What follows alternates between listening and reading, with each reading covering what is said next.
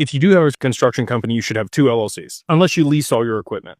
If you lease all your equipment, then you're just going to have the service company. Doesn't matter. Whatever service company should be leasing the equipment, because if anything bad happens and it's above the insurance that you cover, what your insurance covers you for, somebody's going to be able to come after you for the other assets inside that corporation. If it's a service company and you're leasing the assets from your holding company, they can't come after these assets in the holding company because they're a separate company and you have limited liability with the service company. So ideally, you don't have digital assets in either one. For sure not the service company, maybe the holding company as a treasury, but ideally it's segregated into its own LLC, separate of other stuff, just like real estate. Like you wouldn't hold real estate in the same LLC as your operating company, because again, if somebody sues you or somebody falls on the property or anything happens, that property can then be taken in a lawsuit. So you want to limit that liability. So personally, I would parse that out. I would segregate it. And if you don't have your assets separated from your service company today, I would highly recommend working with an estate planner or a tax attorney to structure that appropriately to be able to mitigate the risk of loss of those assets. If you do have heavy equipment, obviously you're getting, the Section 179 deductions. You're able to write that off, which is awesome. But